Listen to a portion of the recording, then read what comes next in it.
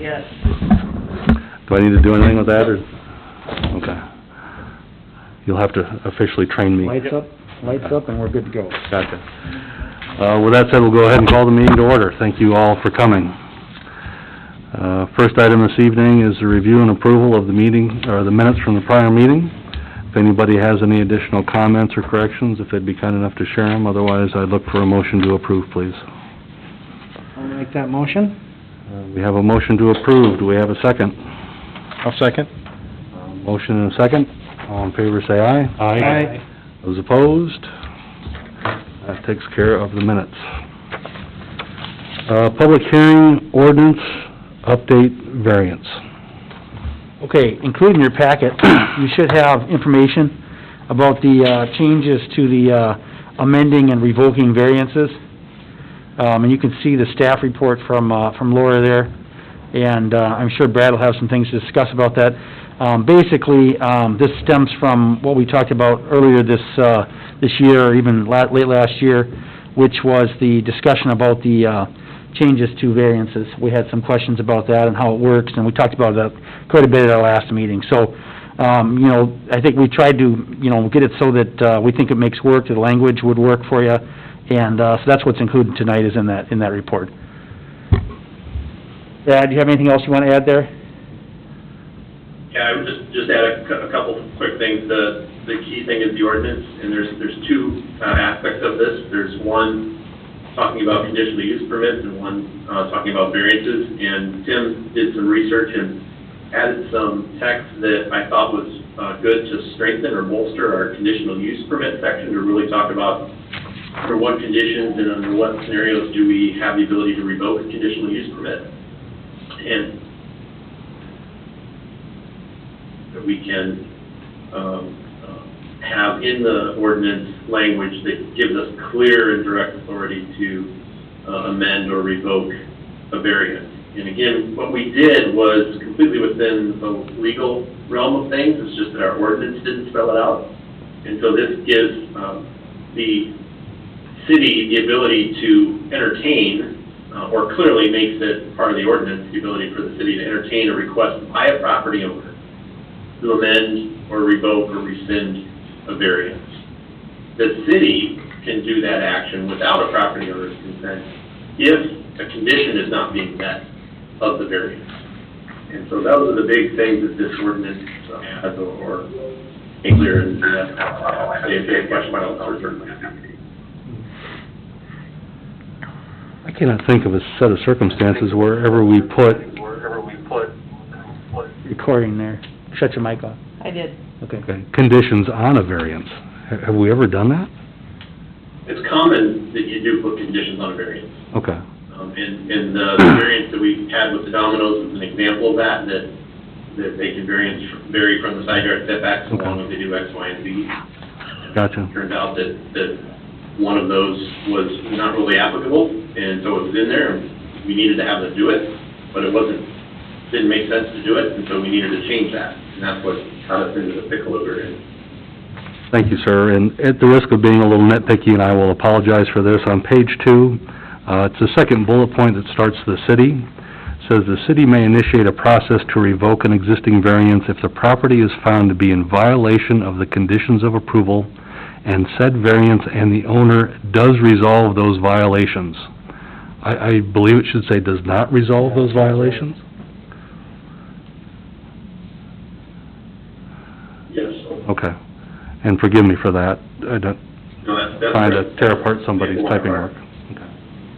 We even had 3 people review this, and we still missed that. Well, got to maintain my reputation for being a pain in the backside, sir. Forgive me. I think we had 7 others that missed it too, so good job. I'm not trying to reflect that at all. So, with that said, this is a public hearing. I will go ahead and open up the public hearing. If either of you have any comments you would like to share, if you'd be kind enough to come up and give us your name and your address, and this is specific to the ordinance update on variances.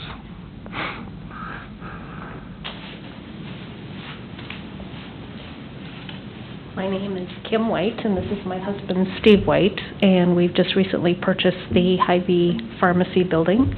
And so we are interested in opening up a drive-through coffee shop in that location as well as a retail gift store.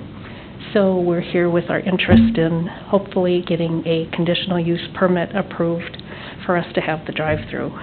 And forgive me, ma'am, is this tied to our variance update at all?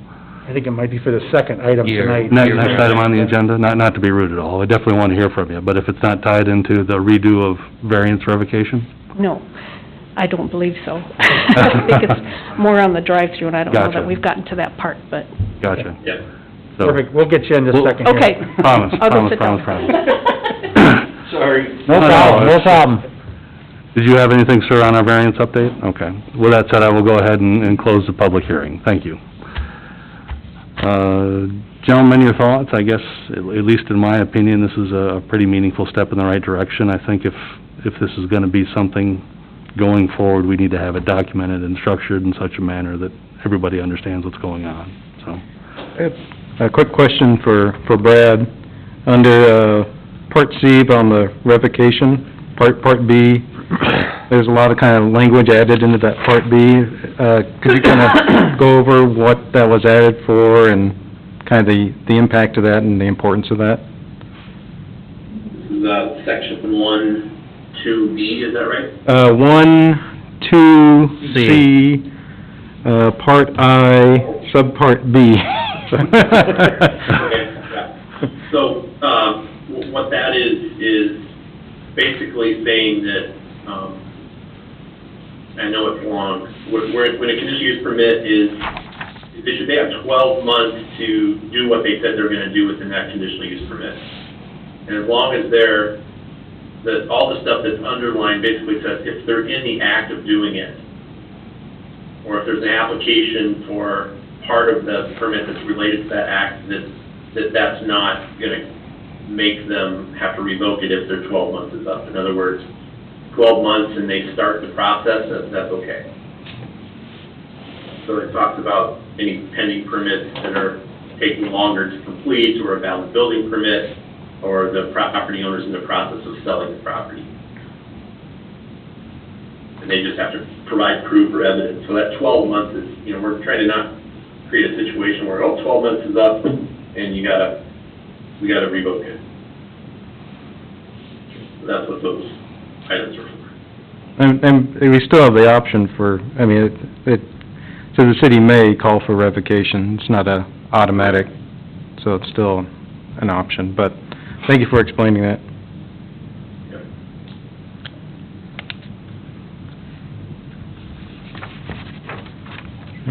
Any other Just to thoughts? be clear, so you all know, both the variance and the conditional use permit, if there is grounds to revoke a CUP or a variance, it does require a public hearing process.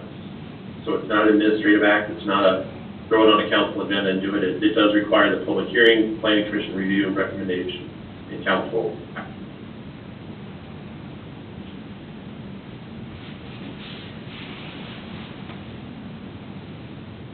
Okay. Even if it hasn't been acted on after 12 months, we still need to go through the Yes. public? Okay. Thank you. Just thinking through it a little bit, sir. Yep, once the city approves it, once the council approves it, it is a vested, right, and they can record that on the property. And so, they record it, and they don't do anything within 12 months. We still have to take actions to revoke it, and then we record that action on the property, so if anybody's doing the title search, sees for granted it, and then sees it was revoked. Okay. I got one question on that. So if something is coming up on 10 months, do we notify them, hey, you're running out of time, are you going to pursue this or let it go?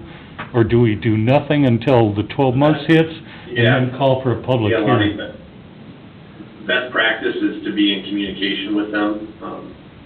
And it's all a matter of how much staffing you have and the ability to track those, but the best practice is to be able to have a process where you go by, and I think Tim, and you guys have been doing this, which is how you caught the Domino's one, is you, on a regular basis, are kind of going through conditional use permits and making sure that the conditions are being satisfied.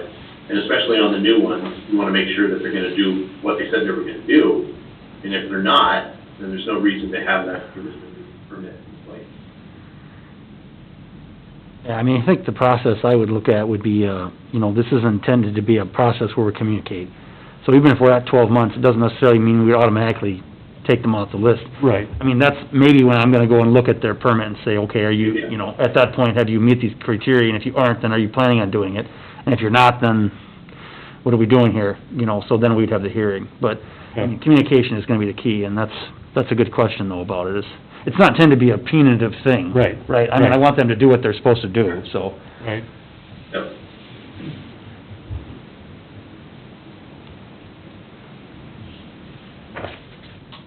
Yeah, I don't have anything to add.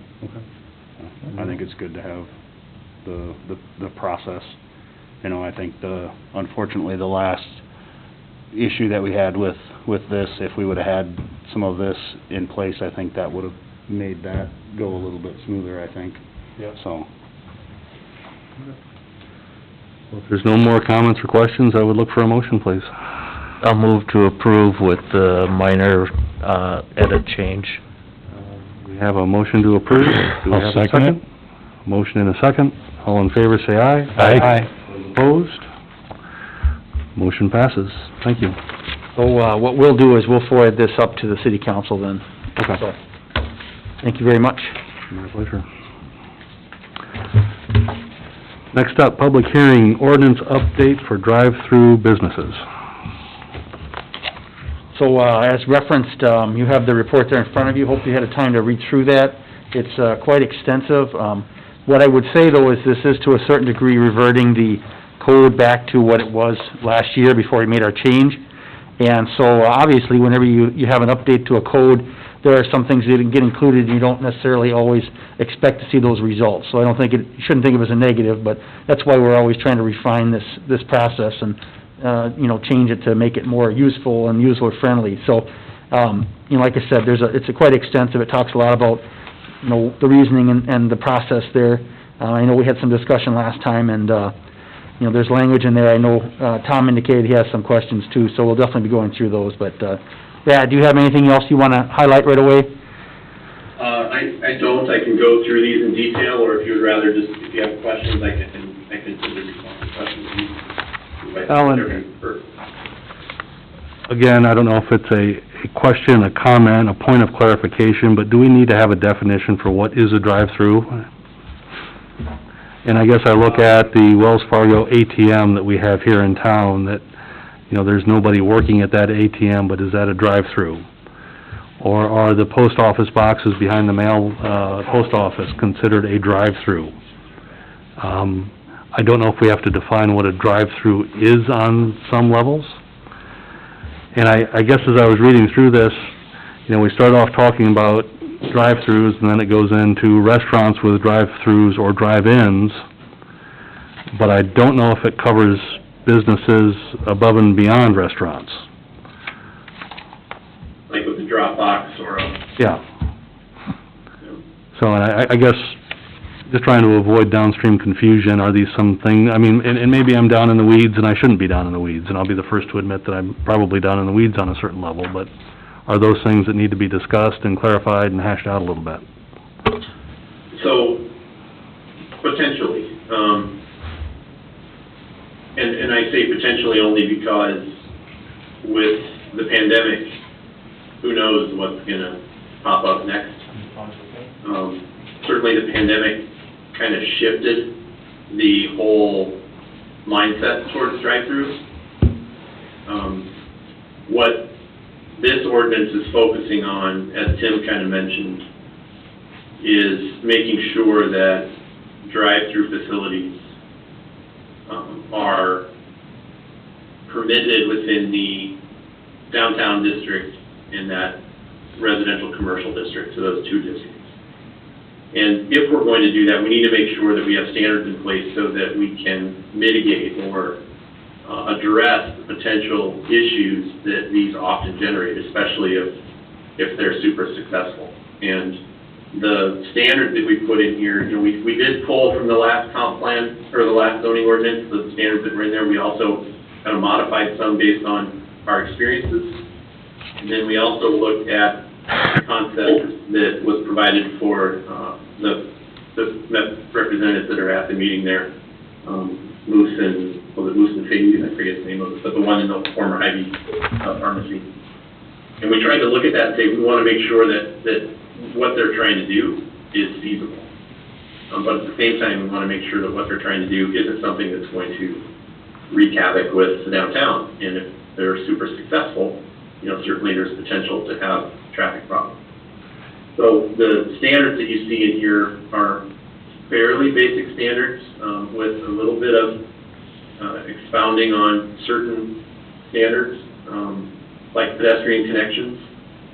Some cities don't have that in there, but they apply it more arbitrarily in the conditional use permit process. We put them right in here and said we're expecting to see, that you're thinking about how pedestrians get from the sidewalk into your space without being impeded by a drive-through. But we know that it's hard to design it without a pedestrian path crossing that. So that's an example of it. We also know that working in an existing downtown is not always easy. So there's standards in here that say where feasible, because we know we have to have some flexibility for situations, and we don't necessarily want to have to push everything to a variance process. So one of them is where feasible, drive-through windows and drop boxes, menu boards are located on the rear side of the building. But where it's not feasible, because you're working with an existing building, we can work with that. We want to make sure that we're thinking about it from an aesthetic standpoint. We want to make sure that we're thinking about it from a functional traffic and pedestrian standpoint. And we also need to think about how it's going to affect what's across the street, especially if it's a residential district, which in this particular case, there is a residential district. And in many other situations, we might run into that. So that was kind of the intent behind this. If a property has a drop box or a mailbox, or let's say often you'll see the donation boxes for clothing and whatnot. Most of the time, we don't regulate those. If it's a complaint and all of a sudden it's affecting their site, there are other mechanisms such as parking issues or nuisance issues or outside storage that we can use to make sure that those sites are managed or maintained in a good way. But typically, those things are not considered drive-through establishments. If you have a person, a teller, or someone maintaining a menu board, or there's person-to-person interaction, those are more about what we talk about when we think about drive-through or drive-in. Having said that, your comments about do we need to put some definition to those other kinds of drive-throughs, I would say maybe we do. We could treat those as accessory, because often those are just accessory. They're not the primary use on the lot. That makes sense. Yeah. Thank you. Any other comments, gentlemen, before I open up the public hearing?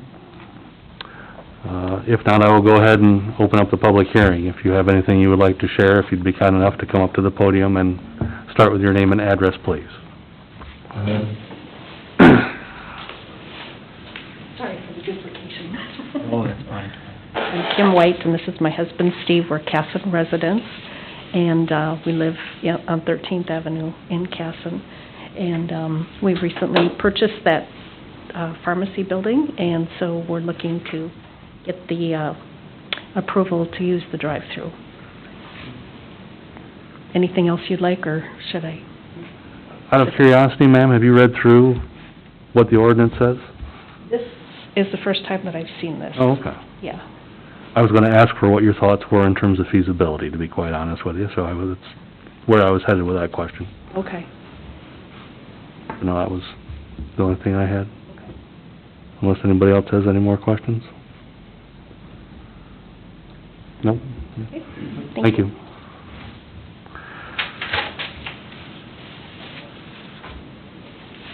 If there is nothing else, I will go ahead and close the public hearing. Thank you. Down in the weeds again. Section 2, item B, restaurants with drive-through or drive-in. Do we just strike restaurants with? Is this applicable to all drive-throughs regardless of business type? And what is a restaurant? Is it a coffee shop? Is it a food service? Is it a photo drop-off unit? As it pertains to drive-throughs, is it relevant? It includes food and beverage, related items, and, restaurants are different than a pharmacy in the traffic patterns and traffic generations they do. They can be much more impacting. Coffee shop, which is what is being considered, the Linda, I think, represented here today. That is more traffic generating than a pharmacy. And so we typically look at these a little bit different when we talk about restaurants versus other drive-ins or drive-through facilities. And I know we talk about them in section 1 in the table. We have restaurants with drive-through. We treat them the same as CUPs in this RC and C1 district and permitted with standards in C2, C3 districts. I don't know if we really distinguish separately in terms of standards. But we could, if you just say all drive-through facilities, we could Just say, how about just businesses with drive-through or drive-in? Yeah, we could do that. Okay, I mean, we may have to tweak this as we go forward if we do run into issues, of course, But that way you've got an ordinance that covers, everything. Well, I mean, he's got to cover them, he's got both of them in the section 1, yeah, but then he just gets more specific there, but I think that's probably fair. okay. Well, and I think section 3 is supposed to cover that services otherwise allowed with the drive-through, and that points it back to the first section, so, rather than have duplication, it just points it back to the same thing, so there's different ways to do it. Okay, well, so we can amend that to businesses with drive-throughs for section 2, part B.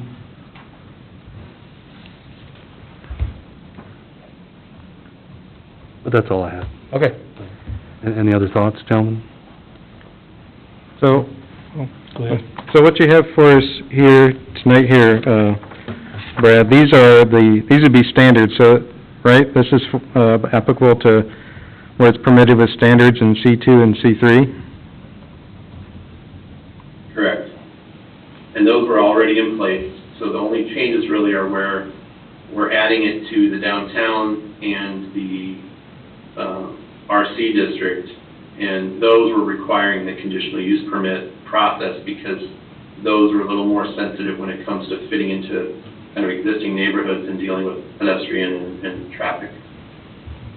So in evaluating the conditional use permit, then we'd be looking to these standards as a guide, not necessarily that they would have to be rigidly implemented because it's a conditional use process, but it's a... That's correct. So it's a guiding we have star. the ability to add different conditions and be able to be a little bit flexible when it comes to adhering to those standards. A good example would be when we get the Smiling Moose Coffee Gift Shop, their site is pretty cramped for drive-through, and if they have a successful coffee shop, the biggest issue is going to be stacking in vehicles, and not making sure that they don't stack up on a West Main Street. And that'll be probably where we'll have to spend the most time talking about that. Also some landscaping improvements to make sure that we don't have headlights shining into the neighborhood.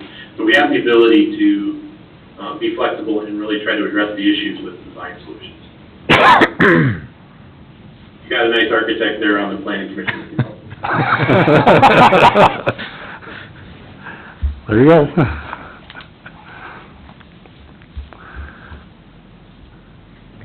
Again, the intent is to try to make it work and give us a mechanism to make it work and still manage sort of the negative aspects or the mitigating aspects of it.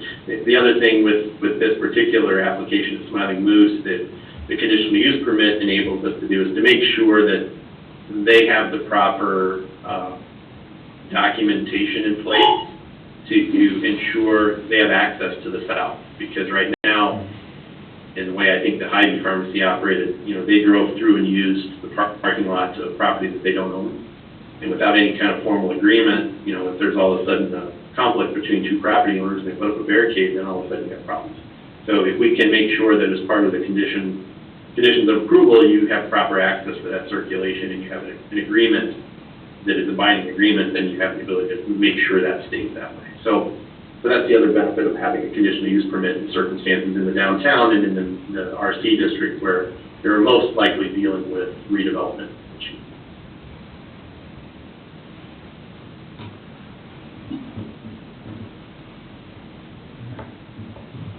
Dwayne, did you have a question? Nope, no, I'm good. I just think my perspective is that we don't want to necessarily be an impediment to business. This still requires people to bring an application forward. And at that time, we would do what we feel is necessary. This would just eliminate that extra potentially onerous, criteria, I guess.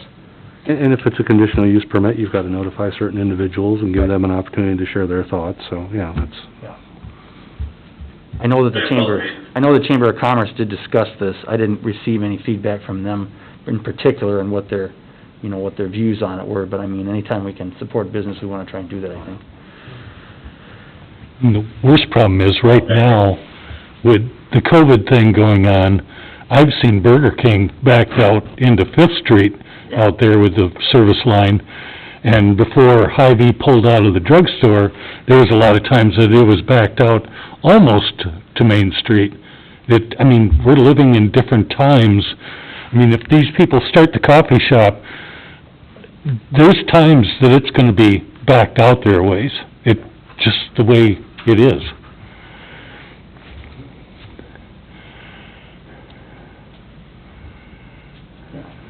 Well, we'll just have to be prepared to deal with those situations, I guess. And if that means extra traffic calming or, if we have to have police, I guess that's what it is then. I'm sure they're gonna do everything they can, to keep those lines down. Right. But it's just kinda weird times right now. Yeah.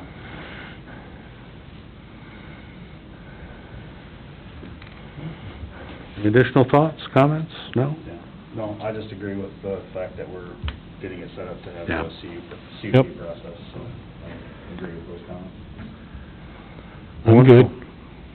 I guess if there's nothing more, I would look for a motion, please. I'll make a motion. Oh, one, sorry, just one quick thing here.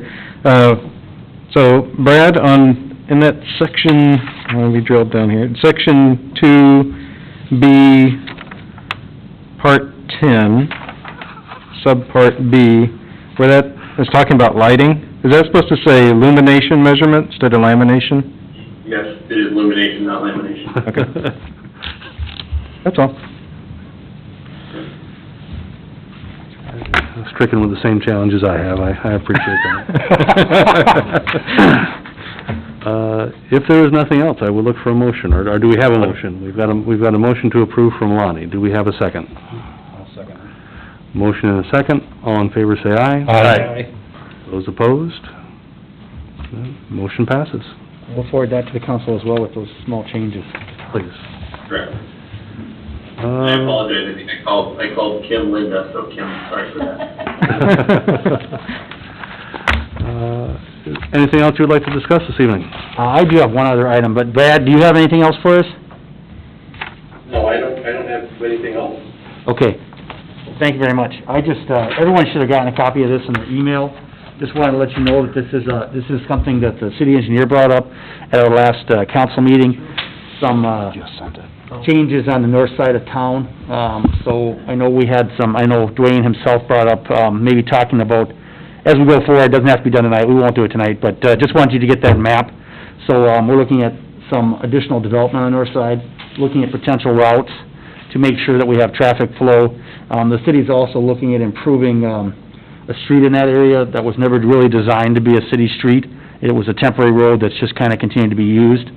And so the staff is recommending the council move forward with basically a repair project or a replacement project there, which will necessitate an access on the east side of Casson Meadows, which will be extending into the little subdivision. So just so you're aware that, you should have a map here. You can kinda see in the northwest side of that map, you'll be able to see kind of the areas they're looking at developing right away. The section where we have particular interest is on the northeast side, where currently there's sort of a dead end that's slated to be bulbed out, but, just wanted you to know that's what that is, and then this development I expect to happen pretty quickly, so I wanted to get you that map in your hands tonight, because I expect there'll be a preliminary plat request probably in the next, 2 months or so. Anyways, that was it. That was all I had, so just so you're aware, we wanna try and get ahead of this so that we don't run into the same issue that we had with Big Old White, where we kinda have a dead end, where they had to bulb that off, and it sorta means there isn't a go-through street, which, no, we don't really want, so. Didn't get the map. You should've, I sent it out maybe just a little while ago. No, haven't All got right, there well, I'll yet. resend it to you then. Yep. Can you include Brad on that one too? Sure. That was, when I talked with Scott Lamplin. Last thing I got from you was, We got Friday. that sequence. Okay, let me just see here.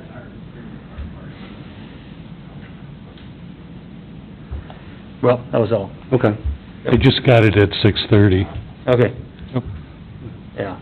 So, like I said, we don't have to talk about it a lot tonight. I just want to put it in your hands, let you know that's why we're looking at it, is because we want to start talking about how we're going to be moving forward with that, kind of on northeast side. It's something the engineer brought up, and I know Dwayne had some questions about it, so I want to make sure people got that. So, Anything else? No, if not, I will adjourn the meeting. Thank you. Thank you. You too. two. Thanks, Brad. That light up top is always, Oh, yeah.